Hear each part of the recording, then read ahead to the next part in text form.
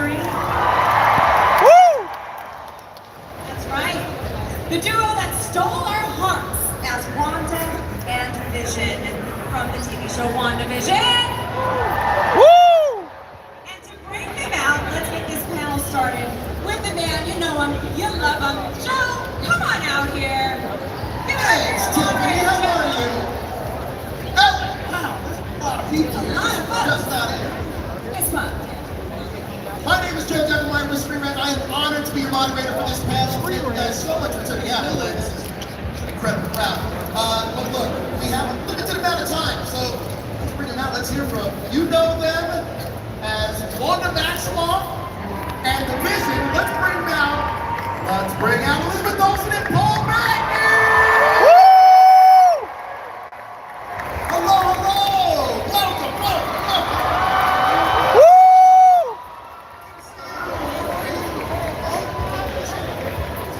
Take a seat. There's a lot of people. Almost all the way to the end here. Like a fire hazard. Right? Like an endless sea of people.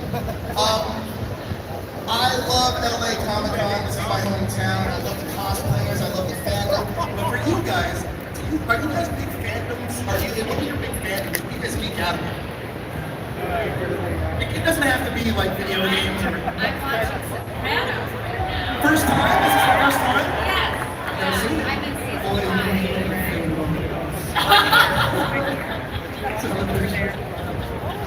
5. So Sopranos is a show you're currently watching. Slow Horses. Slow Horses is incredible. Incredible. Joe, that's the real question. I'll tell you right Never watched one. Okay, oh, I'm so sorry. I apologize. Excuse us. Welcome to LA Comic-Con. Look, let's talk about Wanda. Let's talk about creation. Let's talk about you guys. If you guys weren't sitting up here with me right now, you guys could hide amongst the fans and cosplay as any other character that you guys would cosplay as. Carry on with Slow Horses. Because he can eat whatever he wants to eat. More enjoyable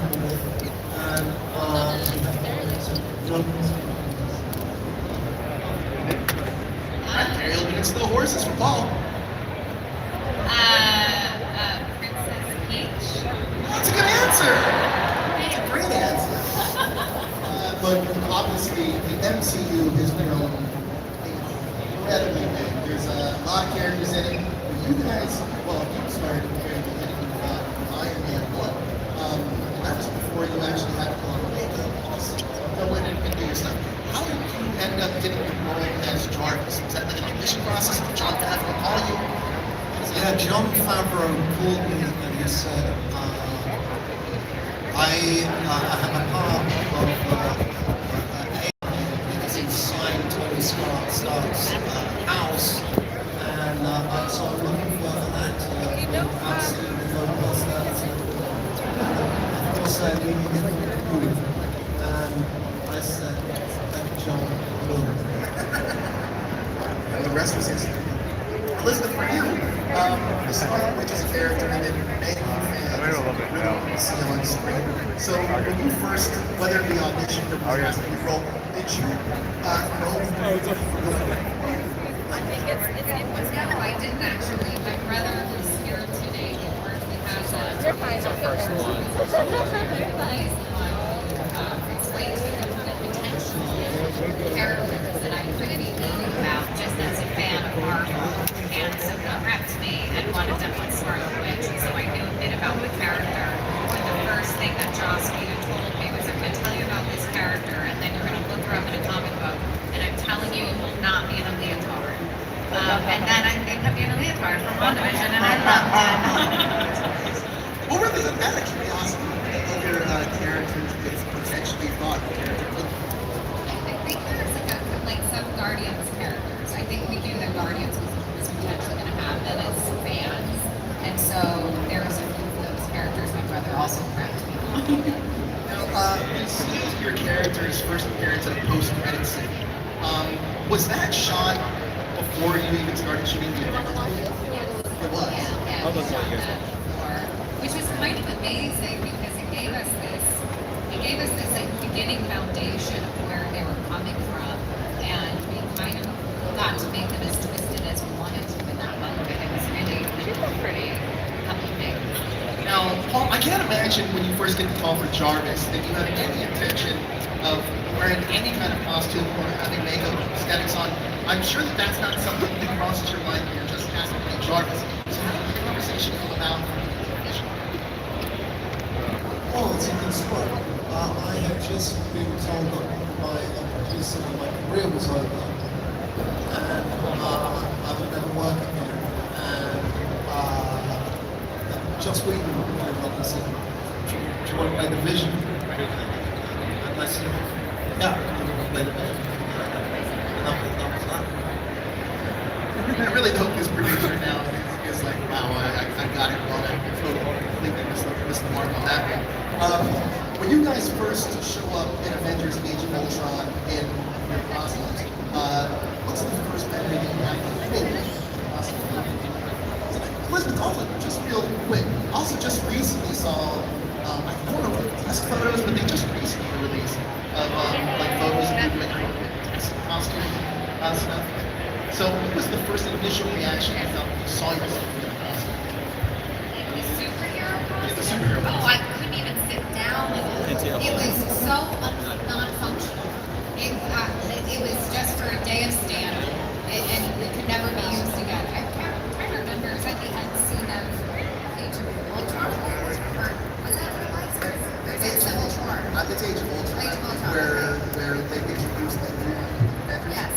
Yes, and it truly was the craziest costume, and we never used it again besides that one day because you couldn't use the restroom, you couldn't sit, and you could hardly walk. So it's very useless if you're trying to fight anyone, you know. So that I just remember being very confused on how it functioned. Imagine. Paul, how about you? Is your ears recovered? You're how was it for you? Well, before the costume, there was actually a costume, and it was their costume. And it's all makeup. And they glued things to the Really?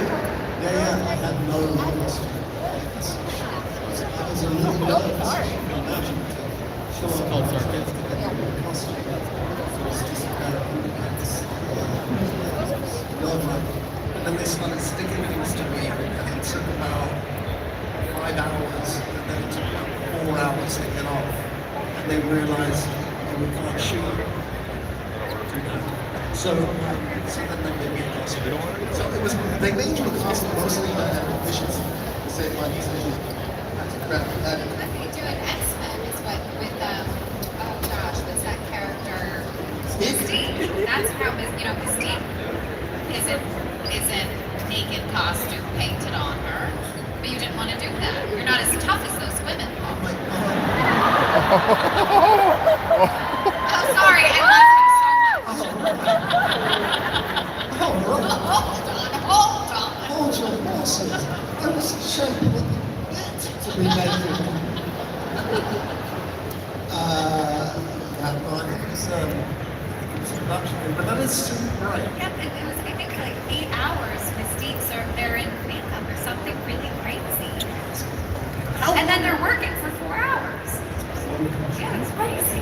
How long were you in makeup for the full Vision aesthetic? It's changed over the years because initially a lot of it was makeup. That was like 3 hours, but now it's about 4.5. I mean, his patience is insane. The touch-ups throughout the day, and when he had his ears covered, he'd have to just lean over. My mom used to say that. He would just have to lean over and remove a bit of an ear, and it would just be dripping sweat. So we're filming in Atlanta during the summertime. It was unbelievable. Super romantic. But the finished product came out like amazing. So there you go. What was your first reaction when you guys saw each other? Oh, I think it was I was having an out-body experience. That was my first day I had a huge speech, and I couldn't hear anybody. Joss Whedon was giving notes. I know that Downey made a speech. I couldn't hear anything. And no one remembered their cues that day as well. And so there's just a lot of awkward pauses that I'm getting that it was a strange birthday. Really, but all I could hear was myself. And I'm so it's horrible. Incredible. Now, fans have watched WandaVision's love story unfold throughout the MCU. What's been the most funny or unexpected reaction you've had about the on-screen romance between WandaVision? From fans, I think. Like the expectations of our characters eventually coming together is something we had hoped for and something that wasn't guaranteed to us. And so Paul and I in Age of Ultron tried to find these moments where fans would at least know what's going to come potentially, and they wanted to play into it and kind of like nudge producers to say that we really want these characters to go in that direction, and so we invested in it from the beginning. So I guess the unexpected thing was WandaVision, and also because we hadn't done television yet, and so we were the first TV show on Disney Plus for them, and one of the first Disney Plus TV shows at all. And so I think that was a huge unexpected thing. Woo! I mean, WandaVision is incredible. That show blew me away. Now, let me bring you guys back, because that was during the beginning of the pandemic, if you guys will remember. And I remember watching that show and being completely blown away by what they were giving us. And Matt Shakman, I think, to his credit, such a fantastic director. Yeah. And I love the fact that every single episode took us through a different era of comedy, television, whatever it may be. Out of curiosity, did you have a favorite era working on that show? And was it done practically in the way that they would do things back then? It was. Yeah. We would use the same camera lenses, and everything was like vintage lenses they would find from whatever era we were shooting at. It was really it was amazing the attention that was put, the attention to detail that was put into it. I just found every decade to be so much fun. Yeah, for different reasons. I mean, I suppose clothing-wise, I really loved 70s. I was in a very pregnant suit for that era. That's true. And then that was And I like some more 80s things. the 80s were the things I think that was what I loved with the 80s looks. I loved to have the suspenders. Yeah. Really creeped out. Catherine Hahn was such a phenomenal piece of casting with Agatha in that show. When you knew that she was joining the project, did you realize that Agatha was going to take off the way that she has, even getting her own Disney Plus series as well? I mean, she was chewing up the scenery on every day on set. She was so funny. She was always coming up with such great bits, and I'm not surprised at all that the Agatha song. I'm sorry. Agatha All Alone? Agatha All Alone. That was Agatha All Alone, right? That it became like number one on whatever it was, Apple Music or something crazy, like the charts, whatever that means anymore. But yeah, I mean, it made sense. Catherine's amazing. Now, working on, you were saying that Matt Jackman used old school camera, old school techniques. What did that version of filmmaking with him teach you guys about the process of your guys' process? Is there a different outlook at all when you're doing a different style of filmmaking? Oh, for sure. Yeah. And the first episode was filmed before live recordings. Real life studio. Yeah, and multi-cameras. We was like the whole thing, the way you would do it for the Dick Van Dyke Show. Yeah, so we literally rehearsed it for like 3 days and then we did it once. And that's the show that you see. And I was so terrified. I really didn't want to do it. I really wanted to shoot it. I said, I don't think we should have an audience. I have been on stage for 25 years. I'm terrified. I don't want to do it. I got my first laugh and I'm so shallow that the moment people started laughing at my jokes, which I knew wrong, I was like, I've wasted my entire life. I should have been in a sequel. I have wasted my entire career. What have I been doing? Now, when you guys are at first working on Avengers Age of Ultron, how much of the characters are kind of pitched to you in their overarching story within the MCU? It seems like Wandavision, at least for you guys, kind of came out of nowhere. No, I've never been pitched more than like one thing at a time. This puts to rest those rumors if Wanda's far future, if she's back, and all that stuff. So you're only pitched one project at a time. Yeah, basically. When I went into WandaVision, like I had no idea what was. I mean, I had an idea that I was going to be a Doctor Strange. Woo! I had an idea of that, but I thought I was in an ensemble cast, and I thought I was one of the good guys. And then 3 weeks before I was sent to London, they said you're our lead villain, and I had no clue. And I finished filming WandaVision, and I was like, well, it would have been helpful to know that, just so I could have pulled a thread through a bit. But I think that the story told itself, and I was able to kind of massage things in Doctor Strange to hopefully tell a different story for her. But yeah, no, it's truly just one at a time. At least that's how that's my pitch. Yeah. Now, I know obviously these are comic book characters that have such a long history with Reddit stuff. But the question I have for you is, do you guys go? I know that's what research kind of is. But do you guys go even further and pull out things from other genres to infuse within these characters? Yeah, I do it a lot specifically with movement. So with the people, there's multiple women that I work with to help create Scarlet Witch's movement, and we start with bringing the images to life and how do we insert images that are iconic that maybe have nothing to do with the storyline. And so that's something I'm really cautious of. There's some like witches rose stuff that is in WandaVision, even though it's not exactly the same story, but the use of the hood, things like that, just trying to incorporate into the costumes and into the and if it's really the fans that can maybe notice those. And so it's those kinds of details that have been fun to mix that aren't necessarily on point. How about for yourself, Paul? Like, does the research go for you on the comic book character? Yeah. For me, it's just human, you know, being a robot is taken care of by the costume. And so, I don't know, I think we discovered in WandaVision what a broad church Marvel can be. And films like this are large, and you can talk to a lot of people.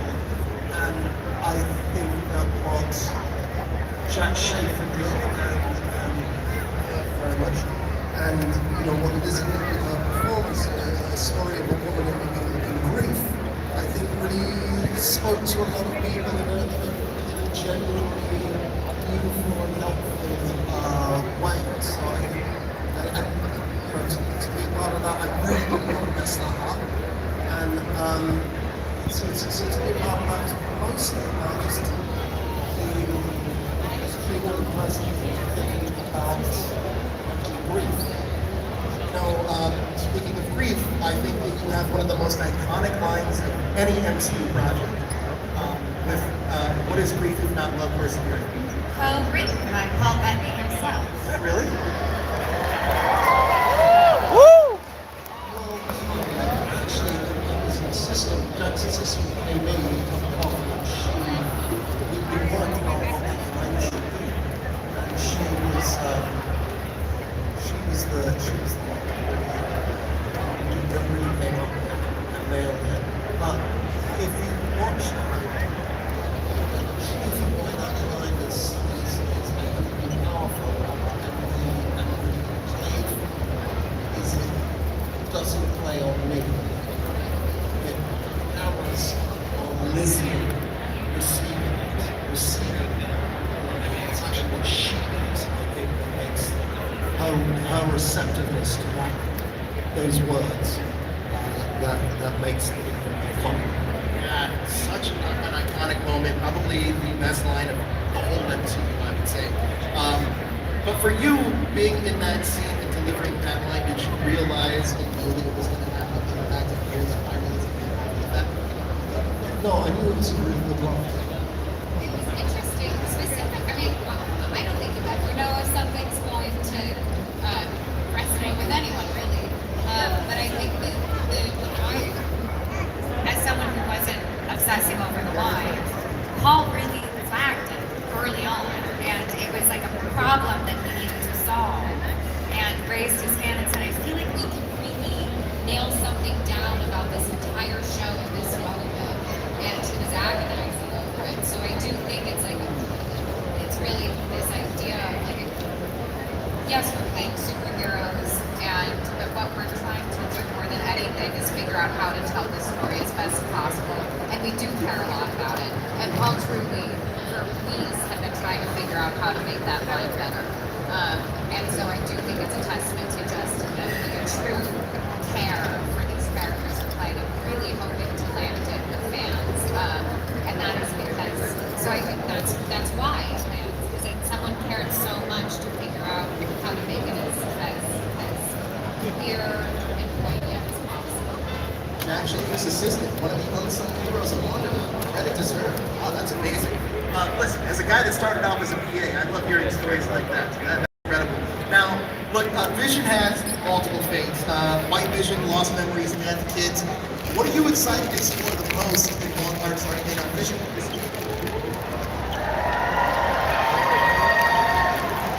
I can't say too much about it. I'm before the shot, so I've already explained. I saw a lot just yesterday, and it's fantastic. And I'm really excited for you all to see it. And it's about lots of things, and it's super exciting. But in the same way that Wandavision was about grief, and if you said that before, you go, oh, actually, I want to watch that show. It's sort of like intergenerational trauma. It really is. Sounds fun, Paul! We're having a good time. And it's about fathers and sons and stuff, and denial of pain and denial of your own truth.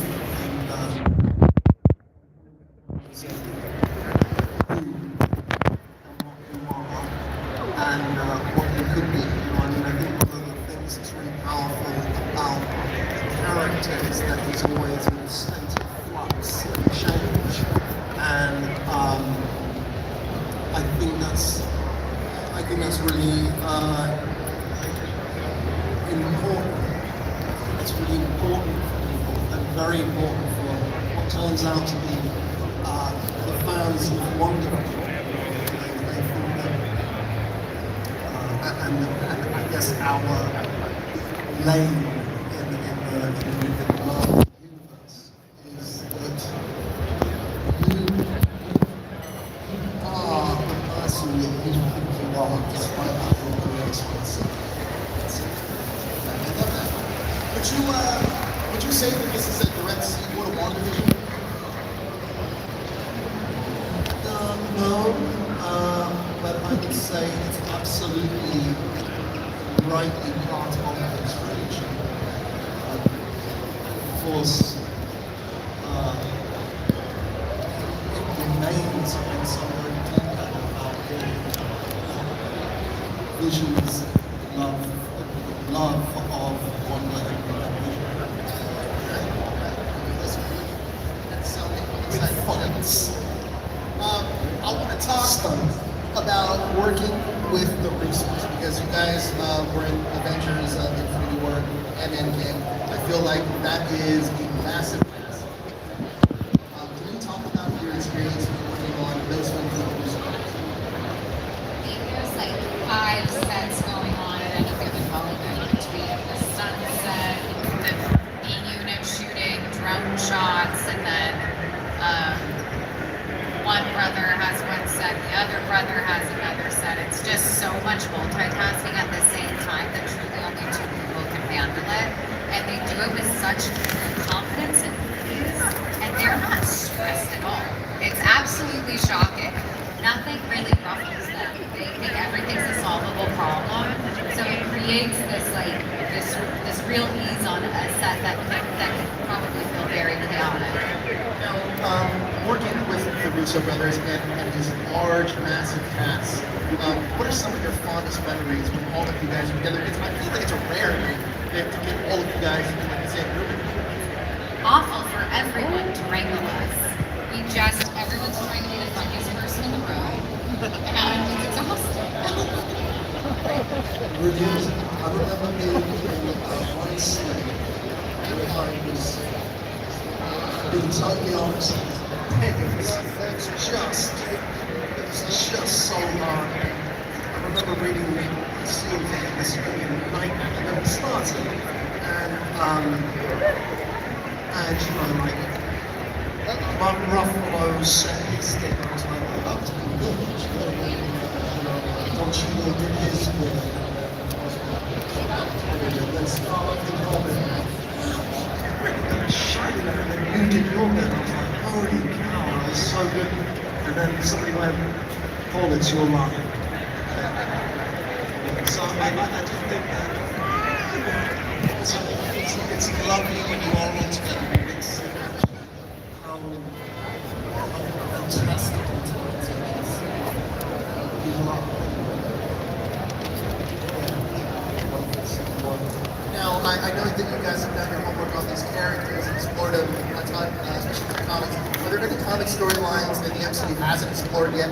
Hopefully they get to what your characters? Any in particular? I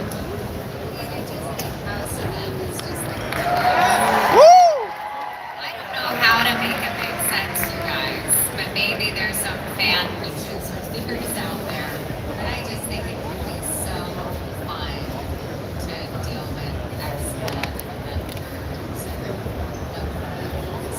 I feel like I can see the wheels turning in your head right now as we talk about it. I also It would be fun. How about you? Any visions of ways that you've explored that you haven't kind of executed?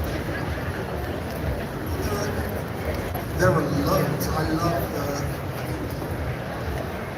on some level that's way, you know, visuals, you know,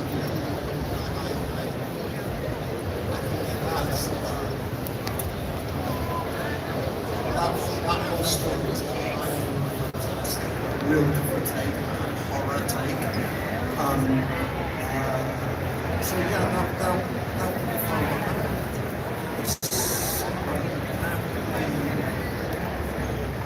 With kind of where they're going, where I think they're going the next question.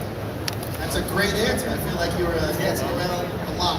Respect I other Marvel stars. If I say it, I'll lose my job. No, probably you would be booked. So, you know, the Avengers movies are obviously, I don't know if they're wrapped or they're done or whatever. What are you hoping? What are you hoping to see with this next phase of the MCU as we leave the multiverse saga? A massive paycheck.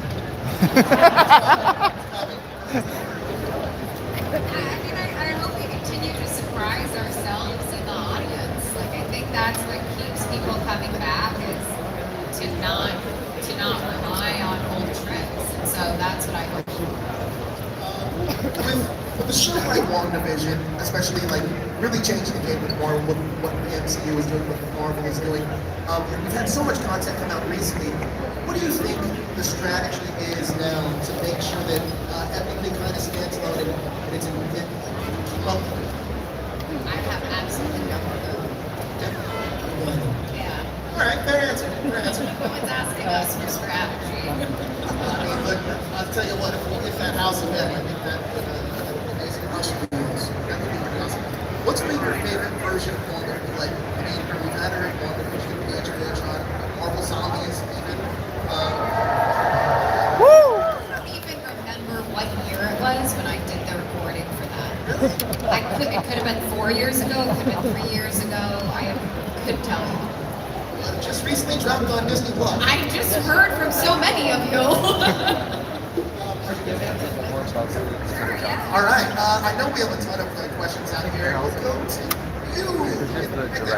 Yeah, we have a mic here. If not, I'll just... Here. And this one.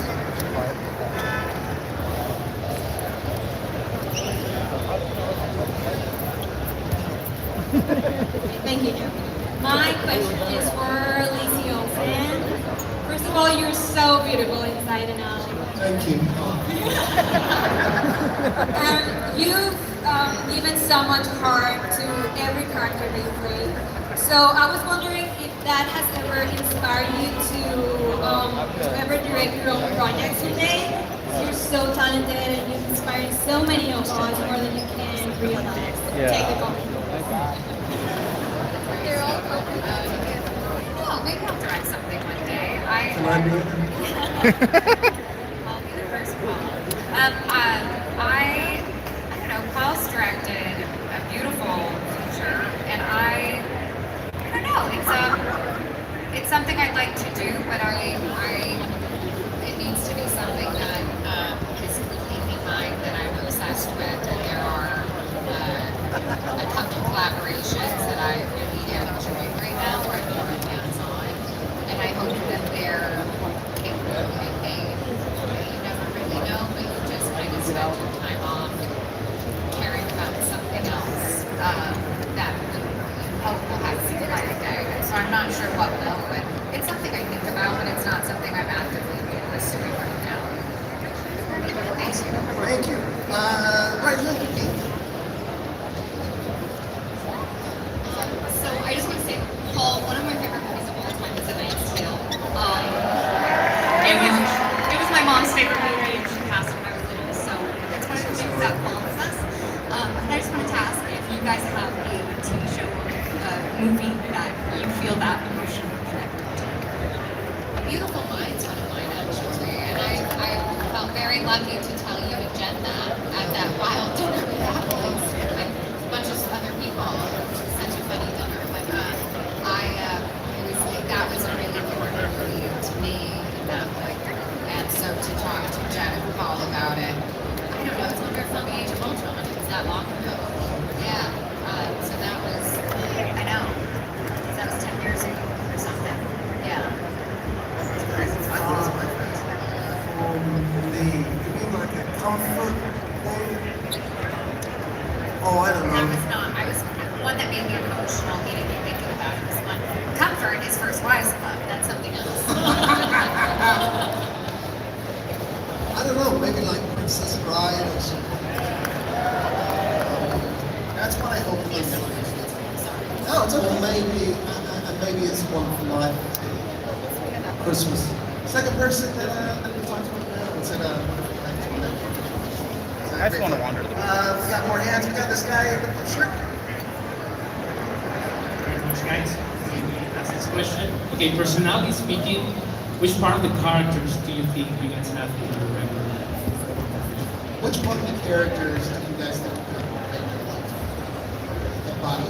It changes, I mean, there's so much of, with work, it's like you have a story that, it almost forces you to have to dig for something inside yourself, and so there's always something. And whether it's with Wandavision, you start digging into something else that is more about grief or oppression or loss or love. And then with Doctor Strange, it's something else. It's anger and a lot of anger and resentment and fear. And so I think depending on what the story is, our jobs are to potentially look inward and see what we can pull in from ourselves to make that story function or work or be imbued with like a soul. And so I think there's always something. Yeah, it's so good at everything else. I think that yes, it's a different show. I mean, Wandavision was good for us to vision in that I have in my daily life, and also in vision quest, for instance, there are big questions to ask yourself about what it is to be a father and what it is to be a son, and those are questions that I, of course, ask myself as a father of 3 children. So I think it changes all the time. Incredible, thank you. Who else we got? Right here. Hi.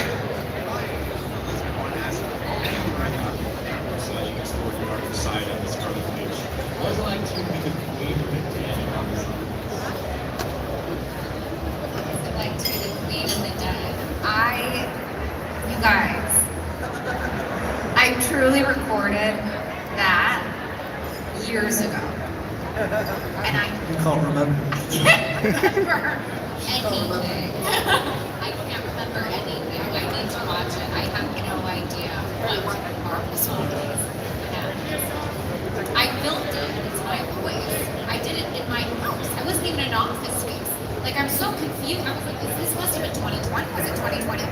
Why was I working in my house and not in a studio? So I really have no idea what it was like. I'm so sorry. It could have been during the pandemic era, when, now that we're talking about it. That's how long animation takes. Animation takes ages. I mean, the animation is pretty cool. It looks pretty amazing. Let's see what we got. Over here, this guy in the red hat. I don't want to sit over here. Last year said, Mike's Tale was one of my favorite movies. Has been one of the best scenes this year. Being the hero for the last night at the very end. Has anybody asked you to do a speech with them to introduce them to something like we did for Heath Ledger at the end of that movie? Yeah, it was a really long time ago. I mean, it was like another lifetime. And people do come up, sometimes people come up to me in the script and quote things. I literally can't remember. I can't remember anything. I saw it when it first came out. I've never seen it again since. There are lots of reasons for that, and one is just one of them is that I was here.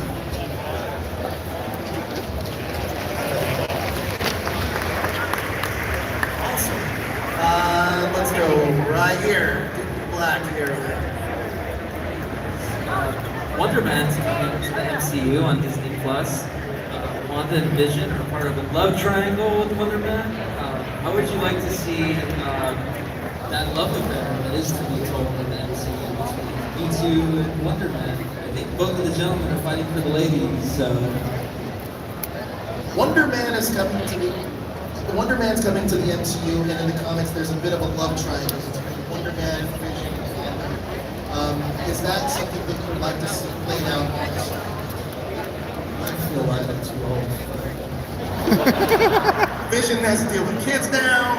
I just made a movie about not a love triangle, but a woman who's choosing between her 2 dead husbands in the afterlife. And so I feel like I feel okay with not doing another movie about 2 men wanting my love or something. For a minute. Good answer. Good answer.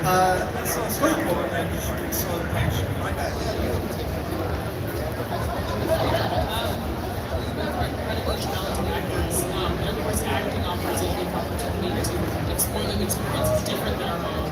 So I'm curious, what is a human experience, good or bad, that you would like to explore on something that either you haven't yet or that you'd like to explore further? Great question. It really is, and it does things that you get from this job, and you have absolutely identified with one bit of it, which is facing yourself in someone else's circumstances, imagining what you want. And for me, it is the most moving on bit of our job is just really helps you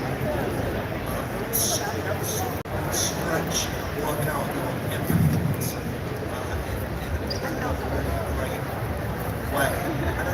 I don't know specifically, I don't have in my head specifically person, the thing that I would like to explore.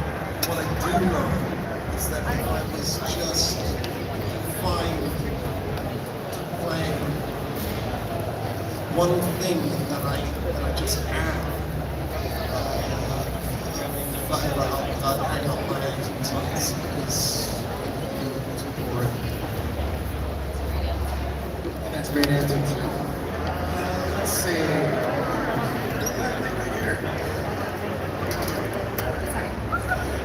So Wanda is one of the first big female antagonists in the MCU that is in a relationship characters. Obviously, we have Natasha and Bruce, and but we didn't get to explore that as much as Gamora and Thor, but we also didn't get to explore that too much. We did, like Gamora has big ass. Wanda is very, very powerful. So, was there any discussions?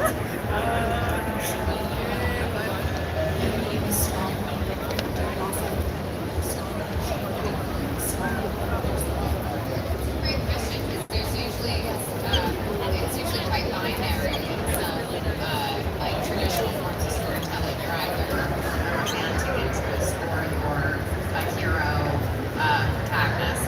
And it was, I don't know, I think it might have been something that John Schaefer guys spoke about once, I'm not sure, but I think, I do know what she and I did talk about when we were Wandavision, was this idea of like the many things a woman can be, even as a mother, which is why it was so nice getting to go through the different decades of what are expected of mothers, and Wanda sort of breaking down in Modern Family style in her depression, basically.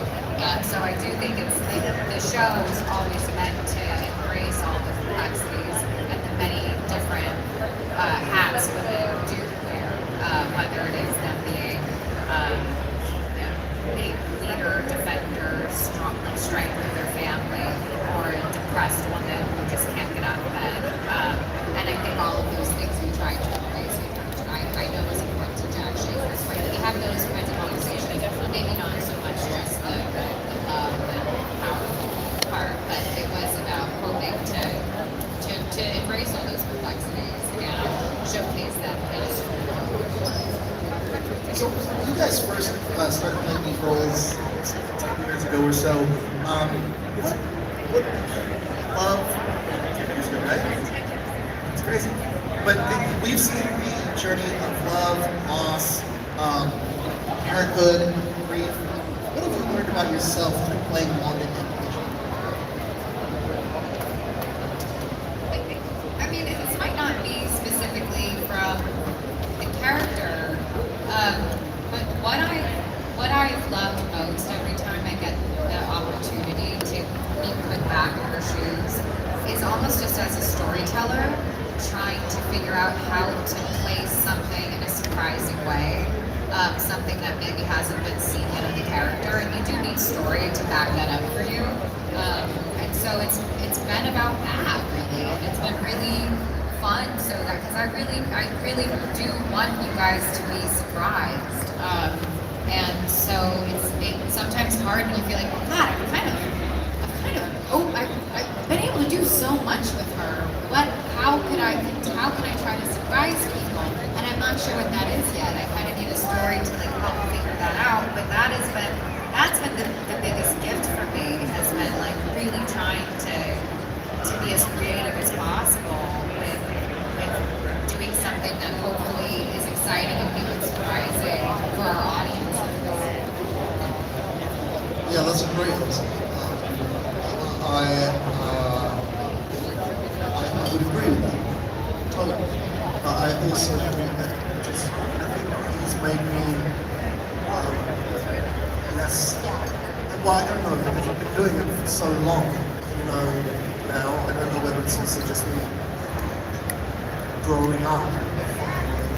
I feel less judgmental as a person. I think that Vision is a very unjudgmental person, and I feel less definitive about my position on things. And I think that he is open, he's very open and unjudgmental as a character. So maybe that's a bit of Vision rubbing off on me, or maybe I'm just finally becoming less awful.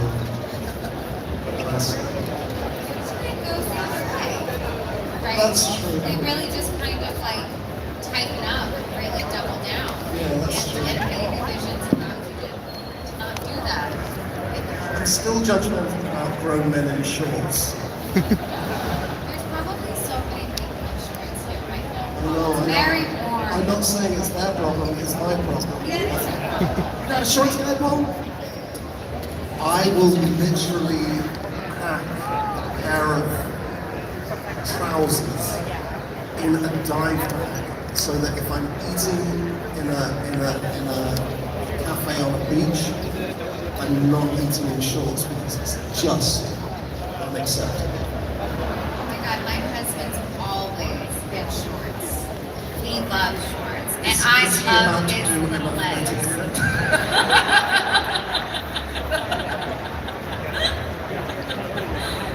Your delivery of I love his little legs.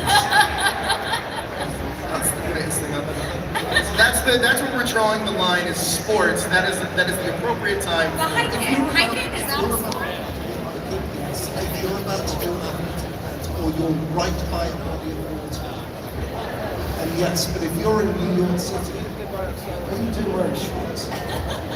Sometimes unless you're in New York though. I know, I live there, I've got trousers. Built differently, my friend. Well, you'll never see my legs. On that note, I think that's all the time we have, unfortunately. But for all of you guys that want to meet them, I'm pretty sure I think it might be sold out for your guys' photo op and meeting you guys. But if not, they're here. Meet them at their booth. Thank you guys so much for joining us. Thank you so much. And thank you so much for still caring. Hey, it's an amazing show. You guys are amazing at what you do. Let's hear for Paul Beck.